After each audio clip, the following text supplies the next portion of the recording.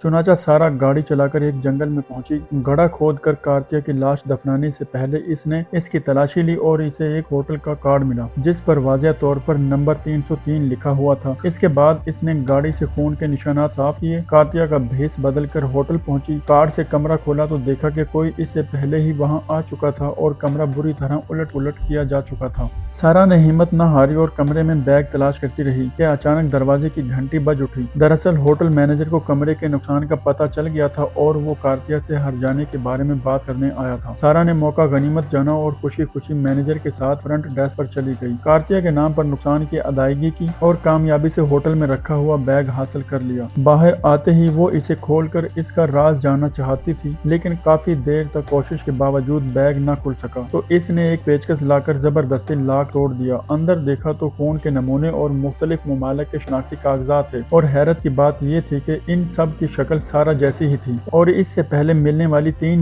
Birth certificate को मिलाकर सारा हैरान थी कि इस जैसे इतने लोग कहां से आए। इनमें से एक का नाम एलिसन था जो करीब ही एक छोटे से शहर में रहती थी। सारा अभी सोच ही रही थी कि वही औरत दोबारा फोन करती है और पूछती है कि क्या कार्तिया का सामान मिला। सारा ने महसूस किया कि वो इस बैग में बहुत दिलचस्पी रखती है। इसने हिम्मत करके इसकी शनाख्त पूछने का फैसला किया, लेकिन सामने वाली फौरन मोहतात हो गई और वही सवाल पूछा जो कार्तिया पूछा करती थी। जब सारा जवाब न दे सकी तो सामने वाली फौरन समझ गई कि वो बेस नहीं है और फौरन फोन काट दिया। चुनाचा सारा ने सच जानने के लिए अगले दिन पते के मुताबिक एलिसन के शहर का रुख किया और जब एलिसन घर से निकली तो इसका पीछा करते हुए एक पार्क तक पहुंच गई। दूर से एलिसन को देख ही रही थी कि इसे एक फोन आया और वो जल्दी से एक कमरे में चली गई। सारा भी इसके पीछे गई और सच पूछने की कोशिश करने लगी, लेकिन एलिसन ने फौरन पहचान लिया कि वो बेस नहीं है और इससे बेस की मौत की खबर सुनकर सिर्फ ये कहा कि घर जाकर फोन का इंतजार करे और वो चली गई। रात का सारा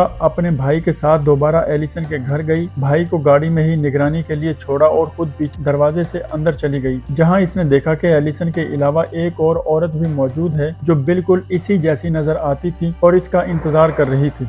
इस औरत ने मरने वाले पुलिस अफसर का रूप धार कर इसकी सारी रकम निकाल ली। जब वो घर आई और भाई के साथ भागने का सोचा तो पता चला कि बैग से रकम गायब है। इसकी जगह एक कार्ड और कुछ फाइलें मौजूद थी। सारा ने कार्ड देखकर फौरन समझ लिया कि ये बेस का साथी पुलिस अफसर काला है। इसने फौरन इसे फोन किया तो इसने खुलकर एतराफ कर लिया, क्योंकि किसी को बेस की मौत का इल्म नहीं था। काला यही समझ रहा था कि वही बेस है। जब इसने इसे बैंक से बड़ी रकम निकालते देखा तो इसे खदशा हुआ कि वो दोबारा गायब न हो जाए, इसलिए इसने मौका पाकर गाड़ी का दरवाजा खोला, डिग्गी से फाइलें निकालकर रकम से तब्दील कर दी ताकि इसे हकीकत का सामना करने पर मजबूर कर सके। सारा ने पैसे वापस लेने के लिए रात भर फाइलों का मुतालिया और बेस के इस केस को समझ लिया जिसमें एक शहरी की मौत हुई थी। अगले दिन वो काला से मिली तो इसने हैरान कुन बात बताई कि जिस दिन वाकया हुआ वो सबसे पहले मौका पर पहुंचा था और इसने बेस को बचाने के लिए सबूत बदल दिए थे। हकीकत क्या थी ये तो काले को भी मालूम नहीं, इसीलिए वो चाहता था कि बेस तफ्तीश का सामना करे। सारा समझ गई कि वो आसानी से पैसे वापस नहीं करेगा, चुनाचा वो इसके साथ थाने गई। इसकी मालूमात और अपनी समझदारी से इसने तफ्तीश का कामयाबी से मुकम्मल सामना किया। बेस की हैसियत दोबारा हासिल की, बैज और बंदूक वापस ली और इस तरह सारा जिसने कभी पुलिस का काम नहीं किया था अब एक पुलिस अफसर बन गई थी। सारा को तो ये भी मालूम नहीं था कि बंदूक सही तरीके से कैसे पहनी जाती है, इसलिए इसने 2 मैगजीन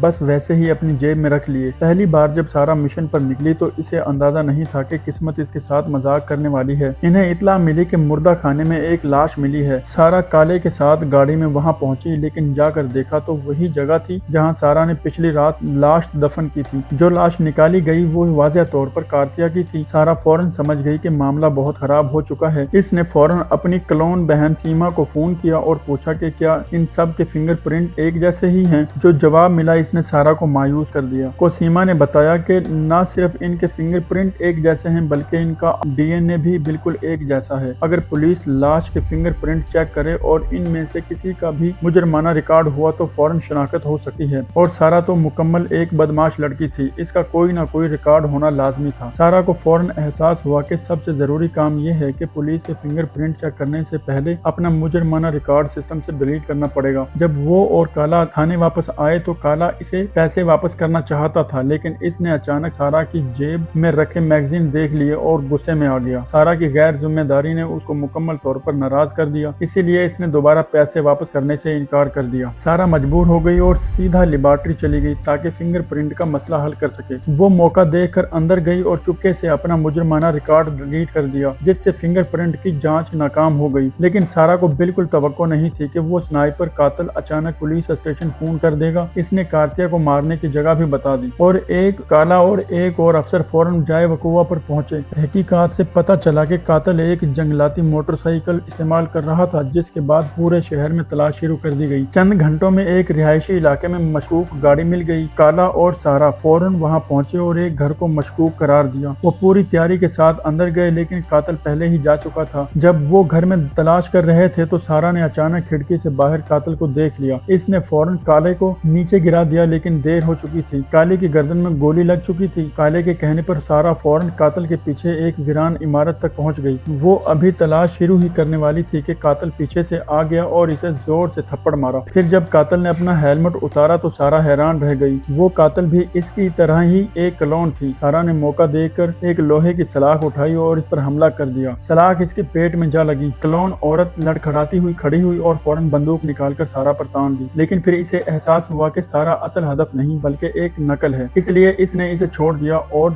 जख्मी हालत में भाग गई। इसी दौरान काला भी वहां पहुंच गया। सारा ने कातिल का गिरा हुआ चाकू उठाकर जेब में छुपा लिया और खुद को जख्मी जाहिर किया ताकि कातिल को भागने का वक्त मिल सके। जब ऊपर वालों ने कातिल के बारे में पूछा तो सारा ने कुछ भी नहीं बताया, क्योंकि अगर कातिल पकड़ी जाती तो इसका राज भी खुल जाता। काला, जिसकी जान आज सारा ने बचाई थी, आखिरकार नरम पड़ गया और इसने वो $75,000 सारा को वापस कर दिए। सारा तकरीबन रो पड़ी, क्योंकि इसने इस रकम के लिए बहुत कुछ बर्दाश्त किया था, लेकिन पैसे मिलते ही वो भागी नहीं बल्कि वो रकम क्लोन बहन एलिसन को दे दी, क्योंकि वो ये पैसे असल में क्लोन्स की हिफाजत के लिए थे। अब कातिल सारा के बारे में जान चुकी थी और सारा को अपनी बेटी की फिक्र थी, इसलिए इसने साइंसदान सीमा से राब्ता किया ताकि कातिल के मकसद को समझ सके। इसी दौरान काले का फोन आया कि इसे वो जगह मिल गई है जहाँ कातिल ने जख्म का इलाज किया था। वो फौरन वहाँ पहुंचे और देखा कि बाथरूम में खून और पट्टियां पड़ी हुई हैं। जब काले ने एक बच्चे से कातिल के बारे में पूछा तो बच्चे ने सारा की तरफ इशारा कर दिया, लेकिन काला समझ न सका और इसे लगा कि बच्चा सिर्फ सारा से ही बात करना चाहता है। चुनाचा इसने बच्चे को सारा के साथ अकेला छोड़ दिया और तब हकीकत सामने आने लगी। कातिल ने सारा के लिए एक पर्ची छोड़ दी थी जिस पर कुछ अजीबो गरीब खाके बने हुए थे और साथ ही कुछ ऐसे अरबी हिंद से भी लिखे हुए थे जो समझ नहीं आ रहे थे। काले ने एहतियात से इस पर्ची को सबूत वाले लिफाफे में रखा और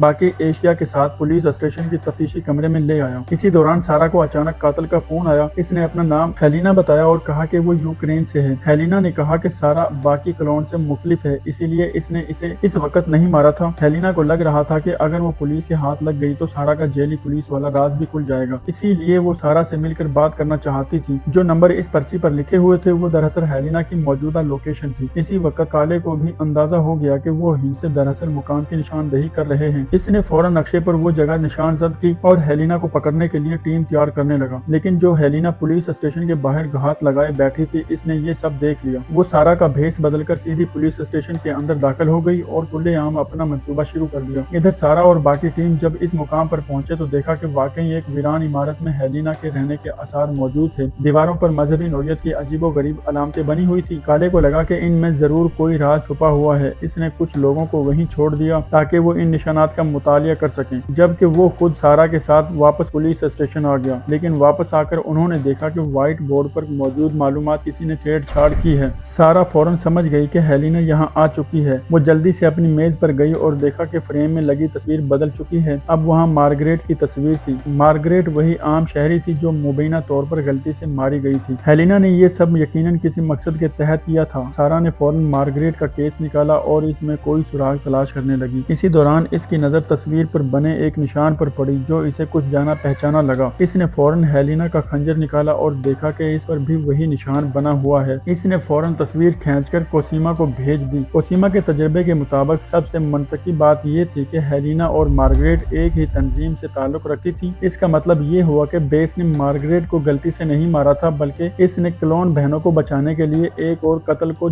खत्म किया था। बल्कि इसने क्लोन बहनों को बचाने के लिए एक और कातिल को खत्म किया था। कुछ देर बाद हेलिना ने दोबारा सारा को फोन किया और इसे मिलने की ख्वाहिश जाहिर की। इसने मुलाकात का पता ईमेल के जरिए भेज दिया। सारा ने फौरन ईमेल खोली तो इसमें पते के साथ एक वीडियो फाइल भी मौजूद थी। सारा ने मौका पाकर वीडियो चलाई तो हैरान रह गई। वीडियो में हेलिना बेस اس کا روپ دھار کر اعتراف کر رہی تھی کہ اس نے جان بوجھ کر مارگریٹ کو قتل کیا ہے۔ باقی کہانی آئندہ ویڈیو میں آئے گی۔